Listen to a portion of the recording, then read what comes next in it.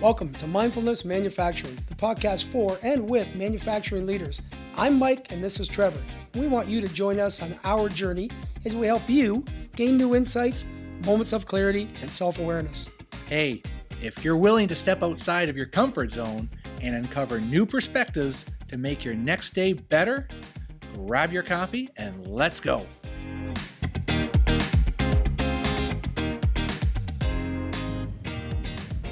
Good morning. Good morning. Good morning. Yeah, welcome to Mindfulness Manufacturing. We got a special guest with us today, someone we've known for upwards of 20 years. It's going to be a great podcast. Hope the listeners tune in and share some experiences, help the listeners with some of their ups and downs within their manufacturing environment and the leadership course. One of our topics today, employee engagement. It's always been an interesting topic. Everyone's always wanting that question to be answered. How do I get more of our employees?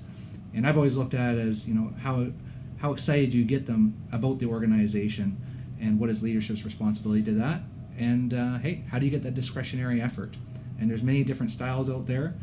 Excited to have Andrew De Haan today to talk about his perspectives and learnings as a toolmaker that grew up in Southern Ontario, but loves living in the U.S. And happy to have you on, Andrew, and talk about this. Nice to be here. Great to have you here. Yeah, something I certainly have noticed is that growing up in Southern Ontario and working in Mexico as well as throughout the United States is that people are people. That doesn't change. They always seem to have the same needs, the same desires, regardless of what country you work with, right, or live in. And I think that they are ultimately the greatest enabler to success in the manufacturing world. I always have believed that, and I will continue to believe that. Can't do it on your own. Yeah, I think back, we met, I think the early 2000s, late 90s, working same organization. The one thing I've noticed, you've never wavered from your leadership style. No, it's always been true. Some people over the course of time, they change, adapt, and it doesn't always work out for them. But you stay true to, which is really the value of people. When I look at you, that's what I see. Yeah, I don't know if it's necessarily always worked out for me either. but I do. From an external friend, that's what I see. I do try to, consistently stick with my values and my morals, and that always does apply to everyday life, right? I always remember people talking about, I have my work life and I have my home life, and I'm not this person that I am at work at home. And that's something I could never rationalize. I could never understand that, because I only have one life. Right. I live one life. Yeah. So I need to be that same person all the time, right? And I think that's just an easier way to live a life. Just stay focused on being a good person. Get a clear thoughts in your mind and treat people the right way. And I've had a mantra that I've been using for the last at least 20 years, 25 years maybe, right? Share that. Do what is right, do the very best you can, and treat people the way you like to be treated. Nice. It's as simple as that. And I need it to be simple so I can remember it. Yeah. Because in a manufacturing world, you have so many inputs, so many things that are coming at you all the time. Chaos. It's chaotic. It is. You're firefighting, you're solving problems, you're dealing with angry customers. It doesn't matter, what is coming at you. If you always go back to thinking about what's the right thing to do in this situation, what should I be doing in this situation, and how should I be treating people in this situation, I think you can make good decisions. You can do the right things. Here's what's interesting about that comment. You think back to tool and die days, working the tools, working on the production floor. Loved it. And you still talk about it today, which can tell it's your passion. Loved it. You progress through all kinds of different leadership hierarchies, high-up organizations, but you never changed. No, I try not to. Some people do. I really do have this desire and this deep desire to like people. I do like people. For the most part, I really, really like people. I don't like bullies, but I really like people. And when you're working in a factory, it's all people. And everybody has different technical abilities, and they're hired for different roles and different functions. However, they're all people. and they all go home at night to their families, and they all like different things. And so I've always tried to connect with people and just let my guard down, expose my soft underbelly, so to speak, so that people don't look at my position only, they see a person. And I think throughout my entire career, I could look at everybody that I've worked with, and I can put them into two different categories. When they're walking towards you, you either think something, neutral to positive or completely negative, and that's an instant feeling. It's just something. And if you guys start thinking about that, you can think about every supervisor, every employee, everybody that if you picture them coming down the hallway at you, it's either going to be, "Hey, how you doing? How are things going? Are we fixing things out there? Are we doing all right? Do you need my help?" Like, it starts a conversation like that becomes neutral to positive, or it's, "What's the problem today? What's wrong now? What's you going to complain about? Yeah. What didn't I do? What should I have done?" Like it's either overburdened type of questions where you just can't do enough, constantly beating you down, or it's just complete negativity that sucks the energy out of you. You got a victim or a victor. Yeah, right. Good Type way to environment, put it. Good way type to put it. mentality. And that's life, right? It is. That's people.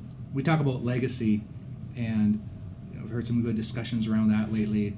And just a reminder that legacy is not something that you did that people remember. It's who you were over time. And Andrew, Right. you've definitely built your personal legacy around your love for people. And anybody that knows you and worked with you around you knows that. Yeah, thank you. So there's people out there that will be listening to this, and they will have very similar values to you, but they may be walking into a manufacturing environment today where it's not like that there. Yeah. What can they do? Like, how were you able to keep your values in line, even though you went through different transitions through your career, and what advice would you give to somebody? Yeah, I think the first is to be very confident in who you are and what you represent. I think if you know you're doing the right things and your efforts are all going towards solving problems and helping the organization, then you don't have to be worried about how you present yourself. As long as you're focused on talking about the real problems and the real facts. Sometimes that's hard to do because you don't want to disappoint people, but you have to strip it down and start talking about the things that will really move an organization forward. Right. And that includes people. That the difficult conversations that a lot of people avoid are whether or not somebody is doing the right things. Are they supporting the organization? Are they the right person for the job? Are they in the right seat on the bus? And that's a little bit of an emotional, intelligence that you need to be able to pursue. That emotional quotient is really important. You can't just be 100% technical because you're working with people. You could be the best technical guy and the absolute worst leader and make bad decisions. But if you are a technical guy that also understands the emotional connection with people, then you can start dealing with some of those challenges. And I think you just need to believe in yourself and take action. Just talk about the difficult things. And sometimes it means closing a door and being honest with somebody and bridging that feelings gap where you're going to be potentially bringing up a touchy subject, but you got to do it. And I think people respect you for that once they see that you're genuine and sincere. And you also have to be willing to put your job on the line when you do that. You can't dance around this, let's say this plateau of where you think that if I cross this line, that I might be putting myself into jeopardy, because you may, but there's other jobs out there then, and you just have to pursue them, and don't ever let anybody else limit you and your thinking and your desires and your abilities ever. Your ability to give feedback, even your love of people, but you've always been very good at being candid when things need to be addressed. Yeah. I've noticed that in the accountability side. Is that something that comes natural to you, or you develop that over time? Have you always been like that? No, it's something I had to learn. Mm-hmm. I had to teach myself. These are the kind of things that I know there's a lot of books and a lot of things to read, and there's a lot of places where you can go and get information, but you need to figure out who you are. And I think that something I really always really enjoyed doing was trying to add value to people's lives.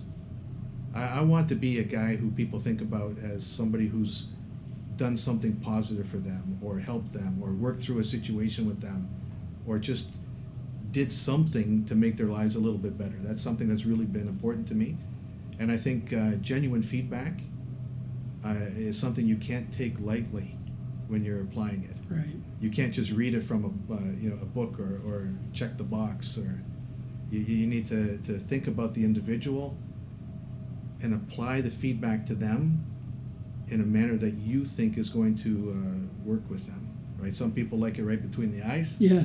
Some people like to be held a little bit and caressed while you're giving them some feedback, especially if it's negative. That's flexibility, knowing your audience, Yeah, knowing the people. I think that's key. Yeah. You know, Yeah, for sure. So keeping this real, we all know that there's situations where you can't always do that.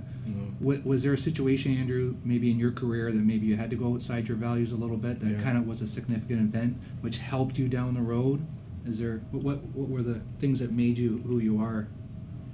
Yeah, when you look back on your life and you actually stop and look, you can connect the dots. There's always these events that happen, and there's these things that happen, and people that you meet that influence you, and life events, right?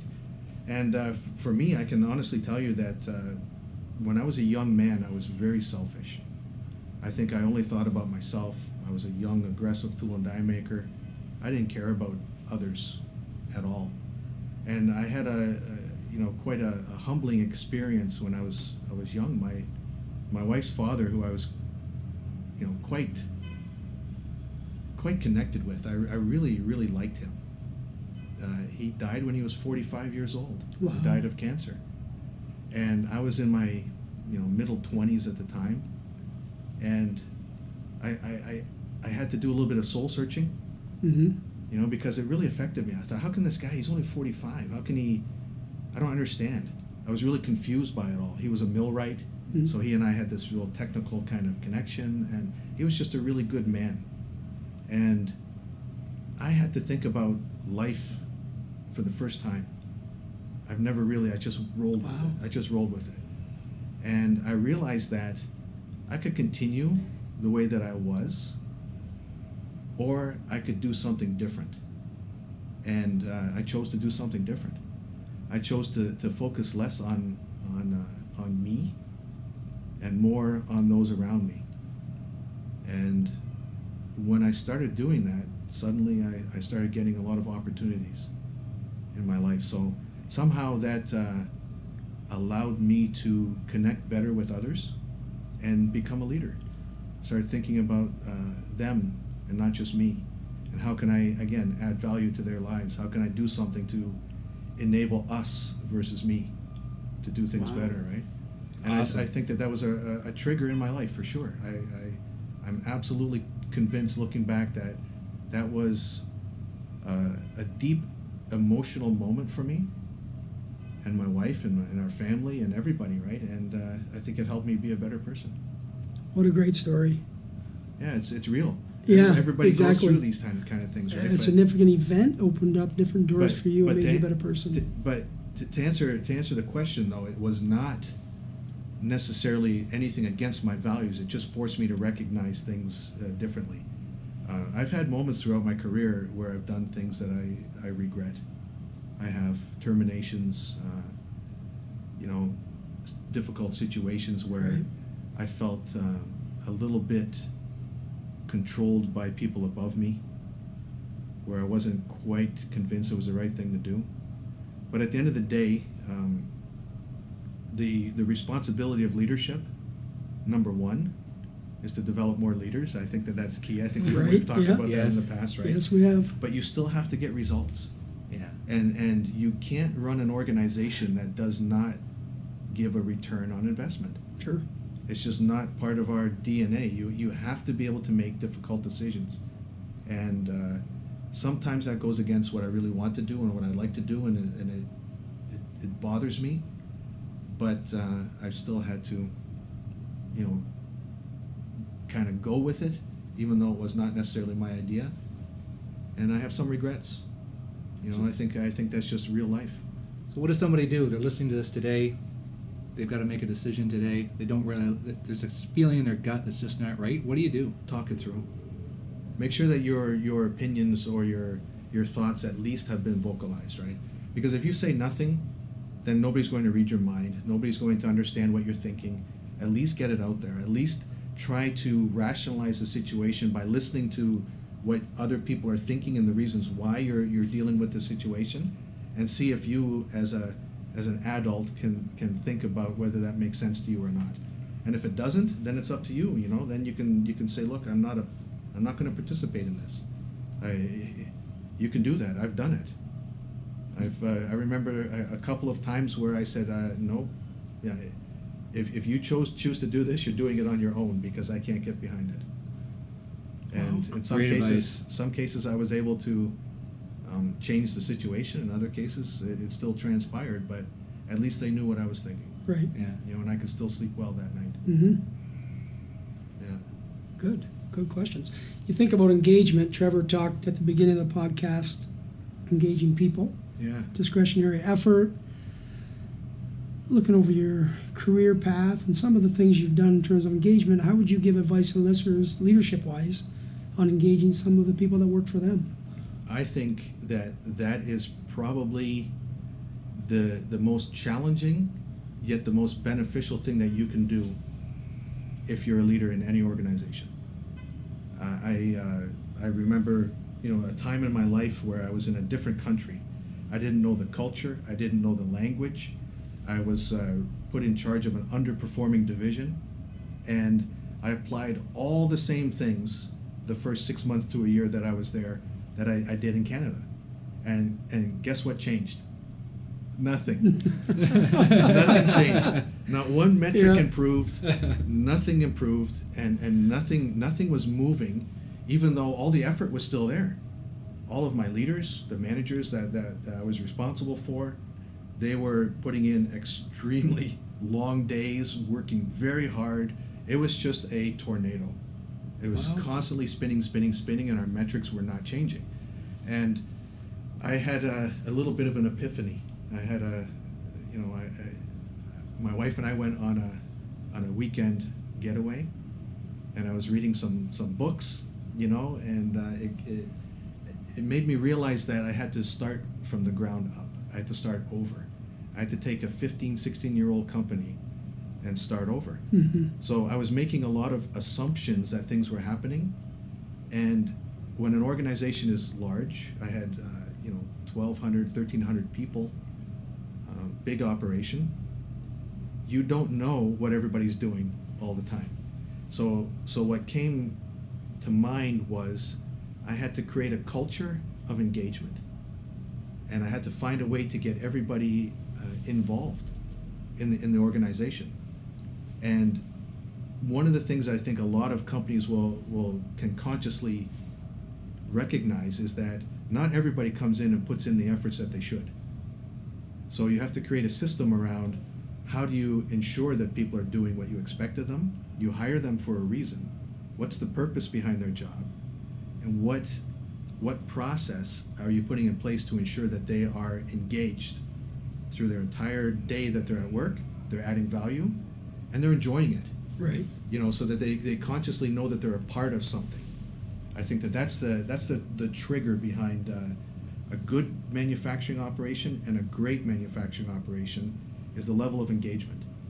And I had to basically build things from the ground up. We started over. Nice. I remember the day. I've told this story before. I was in traffic in Mexico. I was on a highway, and it was a very, very busy highway.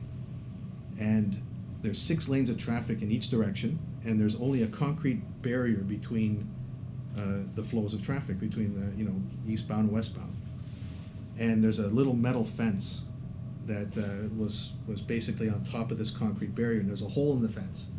And I was in the second lane to the left, and the left lane is where everybody goes really fast. And I saw a group of 5 or 6 guys dodging traffic, trying to cross this 12-lane highway. And I thought I was going to witness a fatality. My heart was in my throat. I saw the cars coming up in my rearview mirror, and I saw these guys dodging the traffic. Frogger. They were playing Frogger. Yeah, exactly. Literally. And they made it to the median, and then one at a time they crossed, and then they did the same thing on the other side to cross the road. And I thought, oh my goodness, like, that's insane. That's insane. And I was quite, worked up about it, because I really thought I was going to see a guy get killed. Yeah. And I did not want to see that. And then as traffic moved, not 200 yards down the road, there was a pedestrian bridge that went across 12 lanes of the highway. And guess what I saw crossing that bridge? 7 or 8 street dogs in Mexico. Not people. The dog. dogs knew that that's how you cross the bridge. Oh, wow. Yet, just a few minutes ago, moments ago, I saw 5 or 6 guys risking their lives to get across the road a little bit quicker. Instead of walking down, adjacent to the highway, Yeah, and taking the time, taking sure. that pedestrian bridge. And that's when it dawned on me that I have to do something completely different. So that morning, I went and got my HR manager, my assistant general managers, and I said, guys, what we're doing right now is we're putting in a tremendous amount of effort, but what's really changed? And we had to face the facts. Nothing. Our health and safety record was not improving. Our cost of poor quality was still not good. We had a lot of customer claims, and we just had to face the facts. So I said, here's what I'd really like us to do. I want us to go back to reinvent this entire organization, like we're starting over. So from a health and safety point of view, what do we need to do? From a productivity point of view, what do we need to do? From a return on investment to keep our not only our customers but our investors happy. Yeah, sure. What do we need to do? So we decided to put together. We did an offsite, got all the leadership team together, and we came up with, based on our belief that, you must have a customer to have a business, for one. If you don't have customers, you don't have a business. You must have people in your facilities, otherwise you can't process the work. You have to have people. Yeah. Sure. And you must, generate a return on your investments. We came up with a philosophy of 30-50 green. This ends our first part with Andrew. Check out our next episode for part 2.